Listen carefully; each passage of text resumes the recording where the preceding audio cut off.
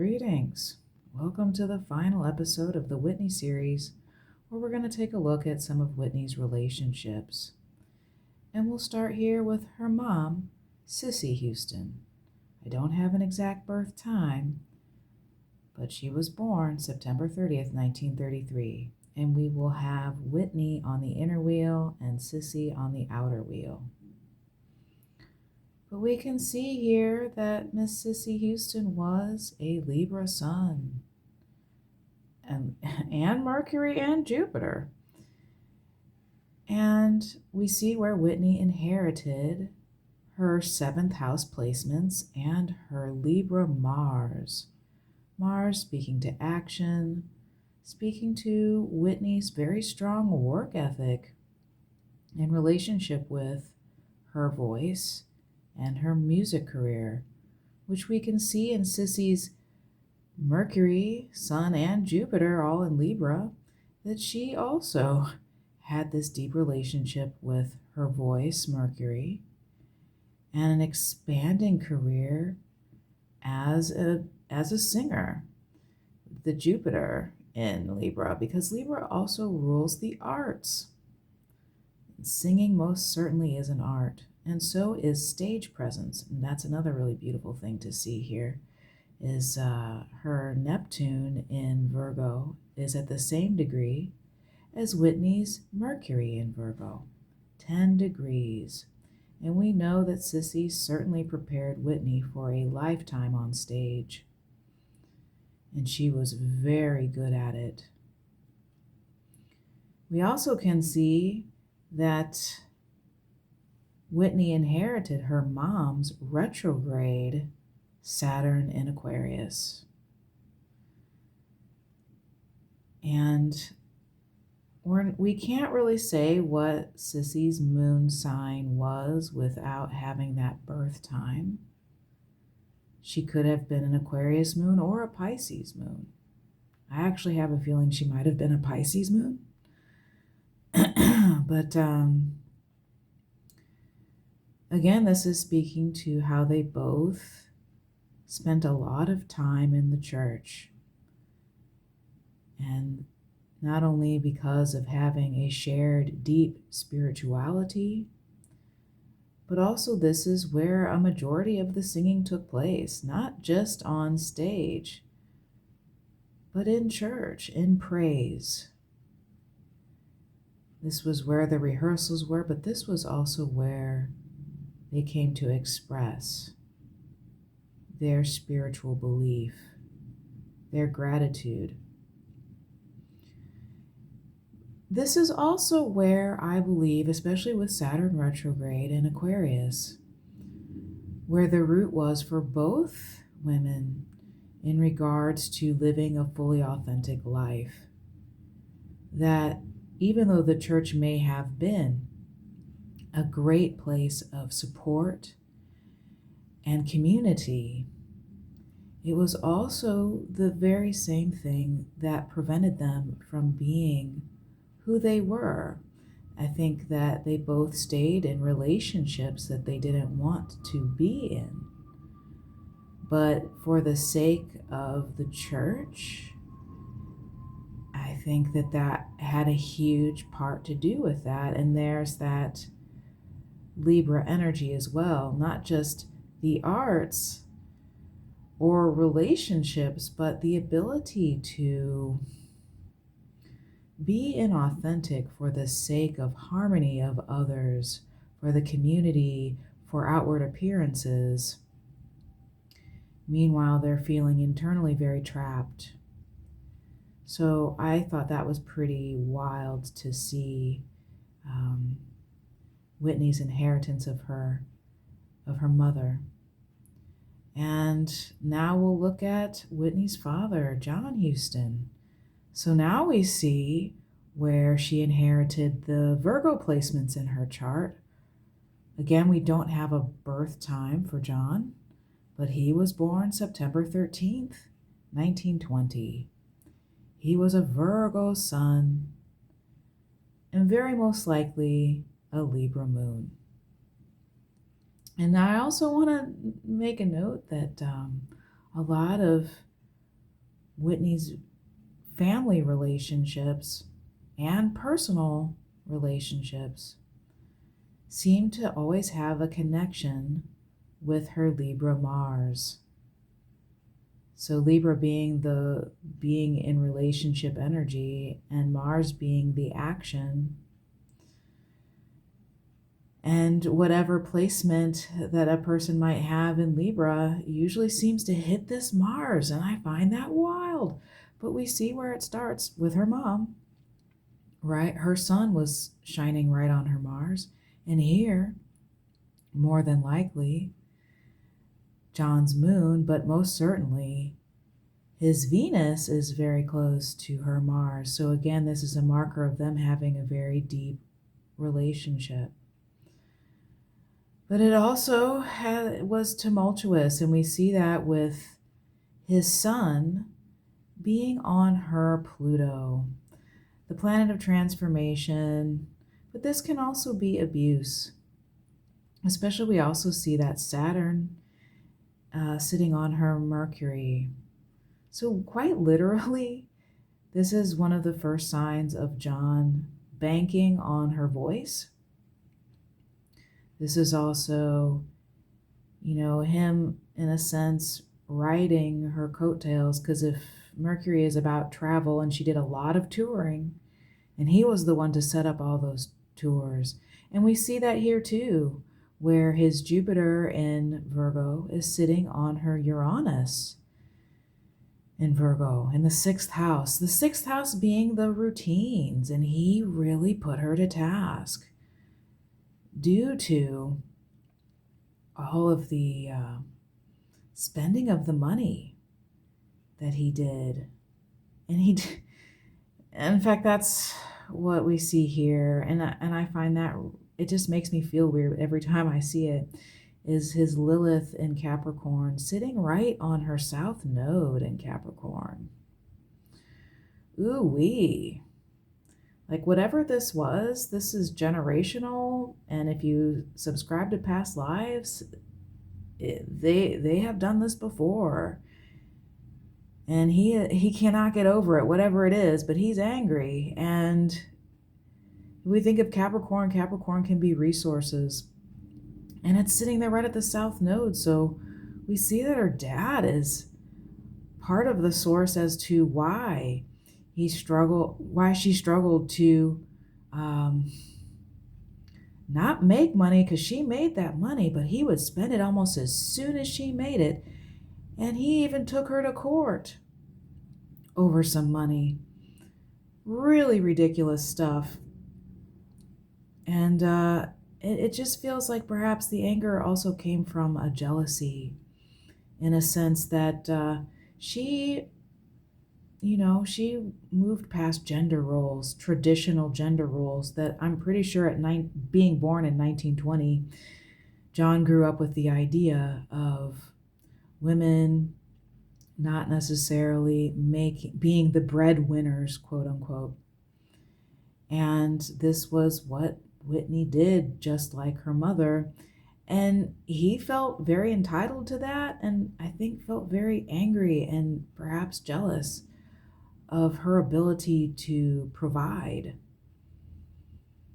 And he just, for whatever reason, felt entitled to this. And yeah, maybe it's because, a father-daughter situation, but again, like, not in a healthy way. In fact, we see Chiron, his natal Chiron is on her moon. So again, this thing with, how do I put it, the childhood wounding around a weird expectation, more specifically like him just spending the money as soon as it came in, her finding out surprisingly that she's in debt, and then having to continuously tour in order to pay off the debts that her father created for her, that she didn't find out about until it was too late. In fact, there's another marker of that, right? Where his Neptune in Leo is on her Venus. Like, this is him not respecting her personal boundaries as a person, as a mother. He just, keep going on tour. It's fine. We can just book another tour and you can just record another album and we'll be right back on track with our cash. So this was a difficult relationship because she loved him very much. But she also had to create boundaries due to his lack of respect for her and her earnings. And here we have the infamous Bobby Brown. So we do have a birth time for Bobby.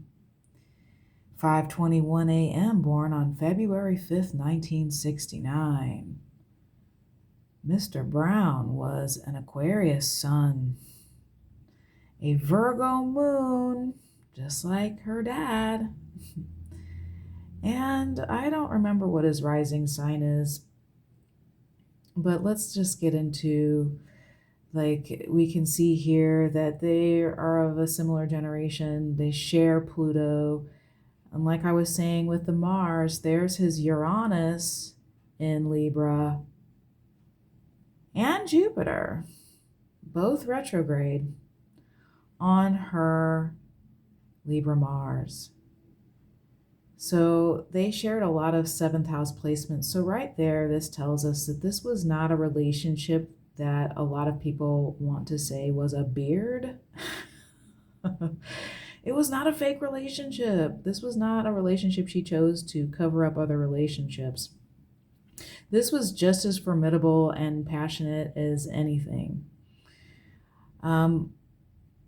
It was also not a great one for her, especially we can see with the South Node being there, that this again speaks to some sort of generational trauma and past life patterning, or again, like generational patterning in regards to being in relationships that are tumultuous, especially with Uranus being there on the Mars. Like, it was just chaos. You never knew what Bobby Brown was gonna do. I mean, he was a wild card, and especially given that he was an Aquarius sun, and that's maybe also what is the most interesting to me with this chart is Bobby's sun just shining right on her Saturn retrograde in Aquarius.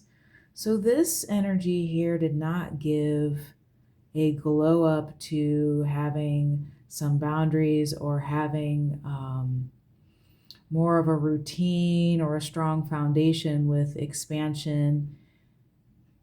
This sun maybe more so highlighted the addiction, the self-isolation, the codependency.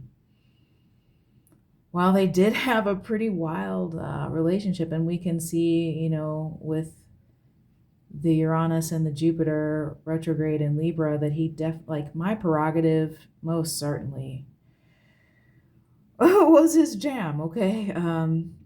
But I can see where Whitney was a support system to him shining brightly. I mean, as brightly as he would allow himself to shine at the time. But that he more so highlighted a lot of restriction, a lot of her not being her best self, a lot of isolation and cancellation, like canceling shows moments before, like in a full stadium. They're on the plane and he just says, cancel that gig. And she's like, okay, yeah, let's continue to party. They both did share the same Neptune. Again, they're of a similar generation. So, with him having that Mars and Neptune in Scorpio, again, there's that codependency, the lack of boundaries, the especially that 12th house action, the partying nonstop. Spending weekends holed up in an area in their house while getting a nanny to watch Bobbi Kris. There it is. It's all right there. And here and here.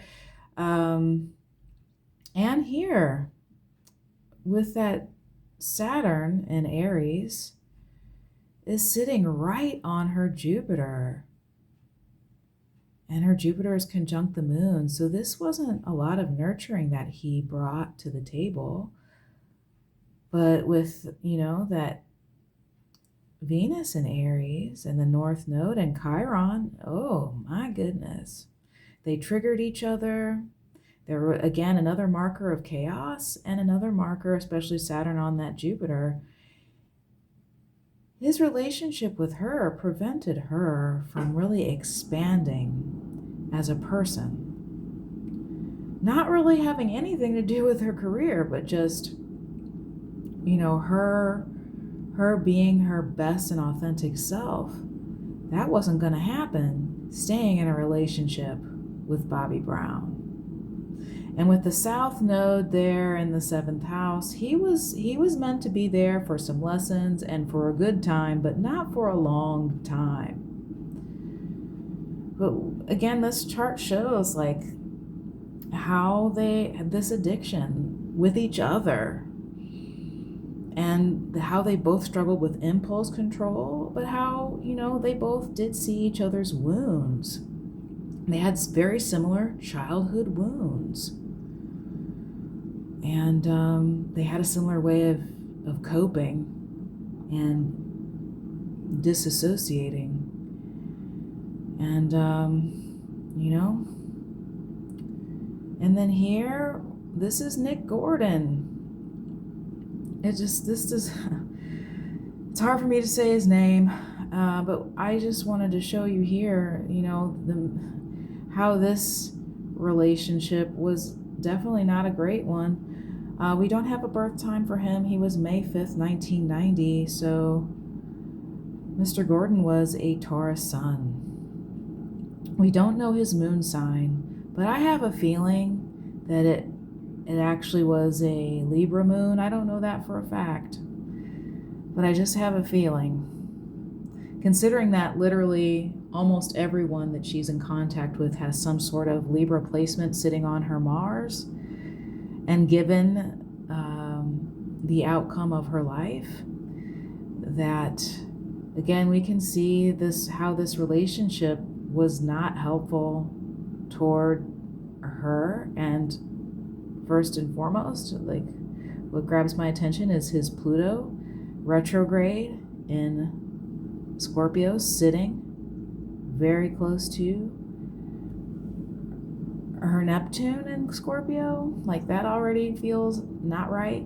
Like if Pluto is about death and rebirth, and Neptune is about the mystery and the tub, and here's this Lilith, sextile situation. So there's an anger there about providing or being provided for. All right. And then we see his South Node is sitting right on, like literally exactly on her Venus at 11 degrees. So she was doing something, he was a part of her everyday activities, her routine, which, by the way, bathing is also part of a daily routine. But the South Node being there, this can be endings. It just feels crazy, especially when we cross over here to the North Node in Aquarius at 11 degrees. That feels gross, okay? Because it's that 12th house, that Pisces house, the house of endings. North Node on a Saturn in Aquarius, that's a sharp sword, friends. That's an ending right there. We also see Saturn, Neptune, and Uranus all in Capricorn, again, on her natal South Node. Especially look at Neptune and Uranus there, just floating over that south node. This is an unforeseen and chaotic ending of some sort. And oh my gosh, look at that Mars on the Chiron. What? Y'all.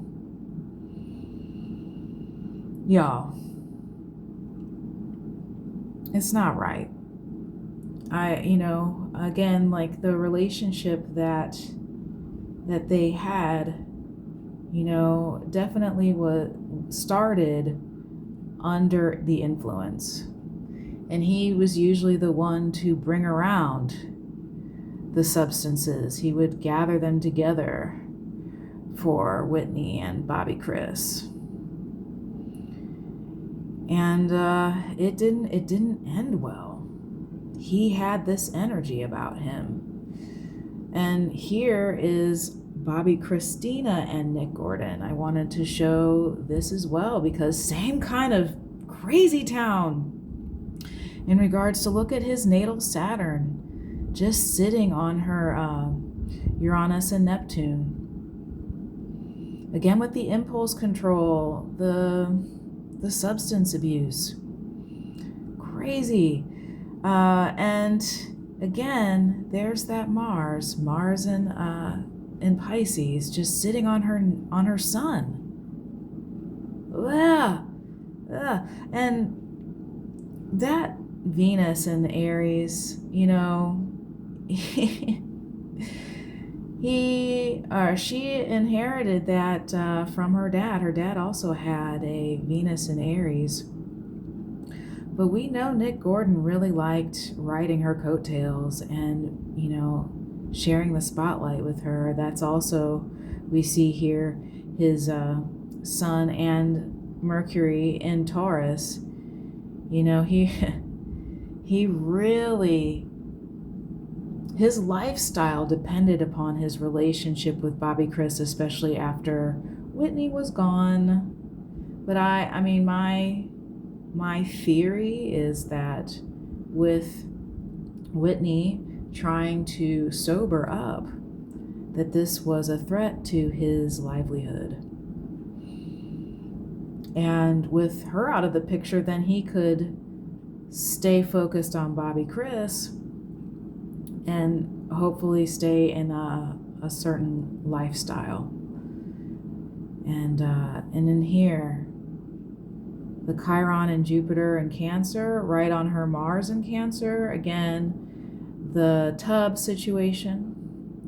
Also found like this pattern of finding them in the tub.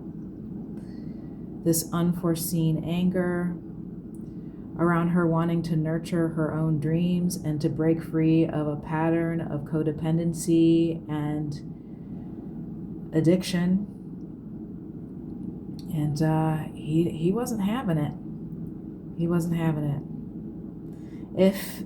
If he had that Libra moon, which I suspect, again, that would make sense with, her Jupiter there in Libra. Again, their codependency and their love of, doing what Bobbi and Whitney would do is just hole up in the house and not talk to anybody and just disassociate. But yeah, Nick Gordon, it's hard to ignore from the charts that he had something to do with both of them and their transition. But this is the final chart I want to look at, and that's at Miss Robyn Crawford, okay? Lots of talk about that relationship, and they definitely also had a very strong relationship. Don't have a birth time for Miss Robyn, but she was December 17th, 1960. So she was a Sagittarius sun. What we have here is a potent relationship that definitely was for a good time, but not necessarily a long time. They definitely had their fun, and they definitely connected.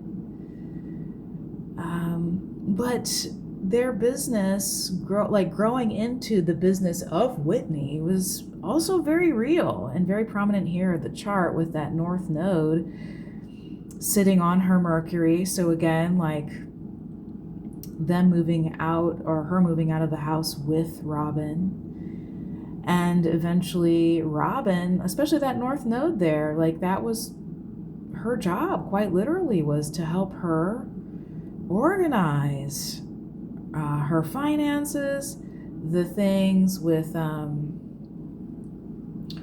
her career. You know, that was all very supported by Robyn.